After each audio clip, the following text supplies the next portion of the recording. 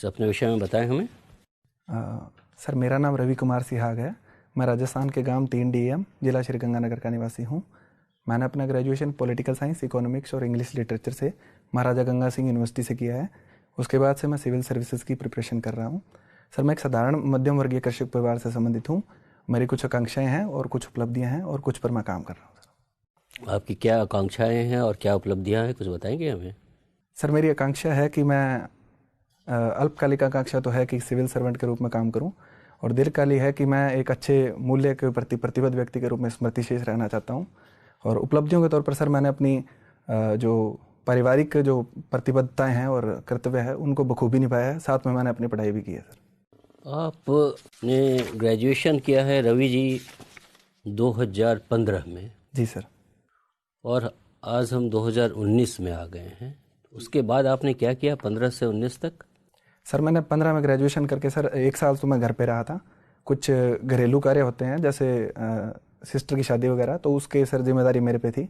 तो वो करने के बाद में सर घर वालों ने मुझे सिविल सर्विसेज के लिए तैयारी करने के लिए भेजा, और उसके बाद में मैं सर 2 साल मैंने तैयारी की और 18 में अटैम्प्ट दिया था सर। लेकिन आपको लगता नहीं आपका फॉल बैक प्लान क्या है? अगर नहीं होता है आपका सिविल सर्विसेज में चयन, तो फिर आप क्या करेंगे? सर मैं अगर सिविल सर्विसेज में पूरी मेहनत के बाद अगर चयन नहीं होता है तो सर मैं कृषि के क्षेत्र में कुछ करना चाहूँगा। जैसे मैं किसानों के लिए कुछ NGO खोलना चाहूँगा, या फिर अगर सरकार कोई लोन देती है तो मैं एक जो इंस्ट्रूमेंट है उसका पूल बैंकिंग खोलना चाहूँगा सर। आपको नहीं लगता है आपके पिताजी एक खेतिहर हैं, सालाना आमदनी 50,000 के आसपास ही है? जी सर। तो आपका ये कर्तव्य बनता था कि फाइनेंशियली आप फादर को सपोर्ट करें। आप बड़े हो गए हैं और इस मृग मरीचिका में आप पड़े हुए हैं। सिविल सर्विसेज नहीं हुआ तो?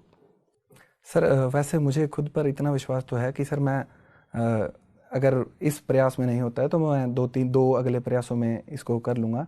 अगर नहीं होता तो सर जो भी कृषि के क्षेत्र में जितने भी नवाचार हो रहे हैं उसमें सरकार अनेक रियायतें देती है सर, और छोटे किसानों के लिए भी अनेक अवसर हैं, जैसे सूक्ष्म सिंचाई, लघु सिंचाई, या फिर अन्य जैसे पुलिंग है, फार्मर प्रोड्यूसर ऑर्गेनाइजेशन है।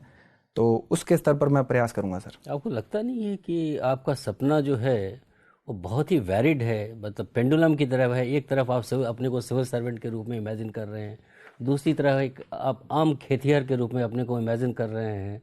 ये कैसे आप सामंजस्य रखते हैं इस 2 प्रोफेशन में? सर सामंजस्य ये है कि जो सिविल सेवा है वो अत्यंत विविधता वाली सेवा है। तो इसमें सर किसानों का कल्याण भी शामिल है। तो अगर मैं इसमें जाता हूँ तो मेरा जो जो दूसरा लक्ष्य है वो भी पूरा हो जाएगा। और अगर सिविल सर्विस में जाने का मौका नहीं मिलता है तो सर दूसरे बैकअप प्लान के रूप में मैं ये करना चाहूँ। सिविल सर्विसेज की क्या विशेषताएं हैं जिन्होंने आपको आकर्षित किया? सर मैं किसान पृष्ठभूमि से हूँ, और हमारे किसानों में जितनी भी समस्याएं होती है, जैसे सर पानी की जो वाराबंदी है उससे रिलेटेड, या नहर से पानी की चोरी होती है उससे रिलेटेड, तो सर किसान लोग हैं वो कलेक्ट्रेट में जाकर ज्ञापन देते थे। तो इस कारण से मेरा आकर्षण इस सेवा में हुआ। लेकिन बाद में इसके बारे में मैंने और पढ़ा, इसके कार्यों के बारे में, विविधता के बारे में, इसके वेतन भत्तों के बारे में, तो सर मेरा आकर्षण स्वाभाविक था, और उसके बाद में मैंने सर इसके लिए तैयारी चालू की। धन्यवाद। अच्छा ये बताइए, सरदार पटेल को बिस्मार्क ऑफ इंडिया क्यों कहा जाता है? सर जैसे बिस्मार्क ने जर्मनी की जो विखंडित रियासतें थी उन्हें मिलाकर एक अखंड और एकल जर्मनी का निर्माण किया था, वैसे ही सरदार पटेल ने हमारे देश की जो रियासतें थी उन्हें मिलाकर हमारे भारत का निर्माण किया था। सर कितनी रियासतें थी? सर एग्जैक्ट मुझे नहीं पता, लेकिन 560 के आसपास थी सर। अच्छा, अभी सरदार पटेल क्यों न्यूज़ में है? सर उनकी मूर्ति का निर्माण कराया गया है, स्टैचू ऑफ यूनिटी का, गुजरात में। तो इस कारण कहाँ पे है? गुजरात में किस जगह पर है? सर ये नर्मदा नदी के पास में है सर। कोई पहाड़ पे है क्या? किसी हिल पे है? सॉरी सर, मुझे हिल का। वहाँ पर कोई डैम भी है? सॉरी सर, कोई dam? Sir Sardar Sarovar dam है। सरदार सरोवर डैम है।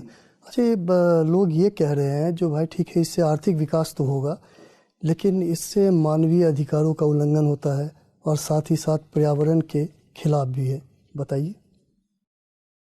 सर पर्यावरण के खिलाफ तो जो तर्क है वो ये है कि जो डैम है उसके खिलाफ तर्क था कि जो डैम बनाने से जो पर्यावरण में वन भूमि का ह्रास हो जाता है, वो जलमग्न हो जाती है।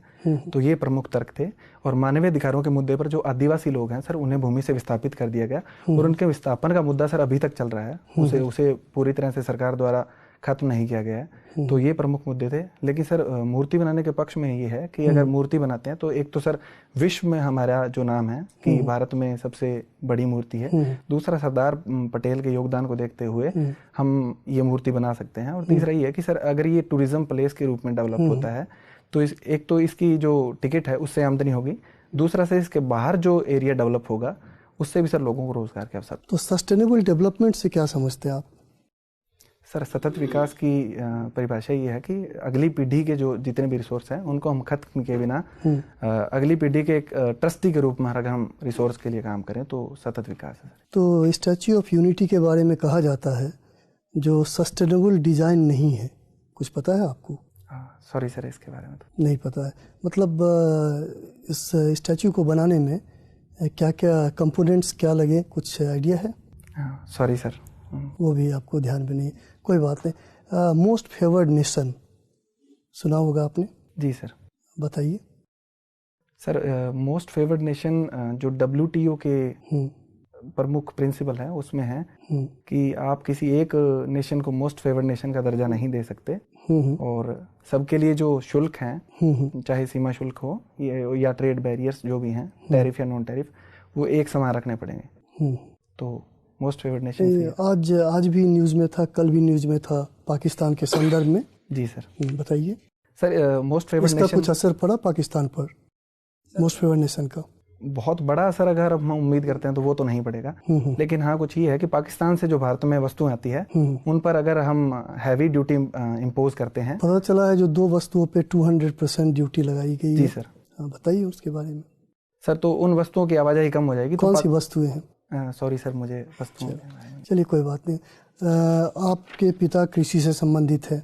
जी सर। और साथ ही अगर आप इसमें अगर सक्सेसफुल नहीं होते हैं तो आप भी कृषि की ओर जा सकते हैं, जैसा अभी आपने कहा। जी सर। तो अभी अंतरिम बजट में कृषि से संबंधित क्या बातें कही गई हैं? सर 3-4 प्रावधान है। पहला तो ये है कि किसानों को सर 6,000 रुपये वार्षिक मिलेंगे, जो कि 2-2 की 3 किस्तों में दिए जाएंगे। ठीक है। एक प्रावधान है कि जो मछली पालन और पशुपालन है उसके लिए अलग कोष सृजित किया जाएगा ताकि इनको भी हम किसान क्रेडिट कार्ड के थ्रू ऋण व्यवस्था से जोड़ सके। तीसरा सर जो कामधेनु बोर्ड की स्थापना की जाएगी, तो उसके थ्रू सर जो देसी गाय हैं उनका नस्ल संवर्धन किया जाएगा जो किसानों के लिए। अच्छा, किन किसानों को ये 6,000 दी जाएगी? कोई इसके लिए शर्त है क्या, कंडीशन है? सर जिनकी भूमि 2 हेक्टेयर से कम है, जिनके पास कृषि भूमि, उन्हें दी जाएगी। तो राजस्थान में 2 हेक्टेयर का अर्थ क्या हुआ, कितना एकड़ हुआ है, कितना बीघा हुआ? सर 8 बीघा 2 हेक्टेयर का अर्थ होता है 10,000 वर्ग मीटर होता है सर 1 हेक्टेयर। 1 हेक्टेयर 10,000। तो आपके पास कितना है? सर 10 बीघा जमीन है हमारे पास। आपके पास यानी 2 हेक्टेयर के अंदर है आप? 2 हेक्टेयर से ऊपर है सर हम। तो यानी आपको इससे फ़ायदा नहीं, आपके पिताजी को फ़ायदा नहीं है? नहीं सर। चलिए मुझे एक अंतिम सवाल का जवाब दीजिए। राजस्थान में औरतों की शिक्षा के लिए क्या कौन कौन से विद्यालय और विश्वविद्यालय हैं जो कि बहुत प्रख्यात है? सर एक तो वनस्थली विद्यापीठ है टोंक में, जो बालिका शिक्षा के लिए बहुत विख्यात है। इसमें सर खेल कूद पर भी उतना ही फोकस दिया जाता है जितना बालिकाओं की शिक्षा पर है। उसके अलावा सर मोदी यूनिवर्सिटी है जो लक्ष्मणगढ़ में है, वो भी बालिकाओं की शिक्षा के लिए बहुत फेमस है सर।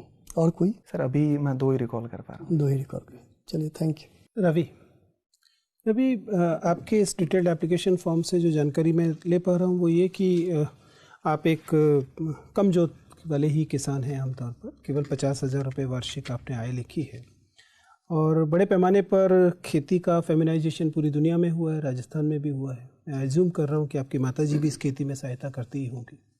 फिर आपने इस राशि को केवल पिता की आय क्यों बताया है, माताजी की आय को क्यों नहीं शामिल किया? सर ये गलती तो हुई है मुझसे कि मम्मी का भी बहुत योगदान रहता है खेती में, और मैं लिख नहीं पाया सर। तो ये कोई आश्चर्य की बात नहीं है, ऐसा कई आवेदनकर्ताओं से होता है।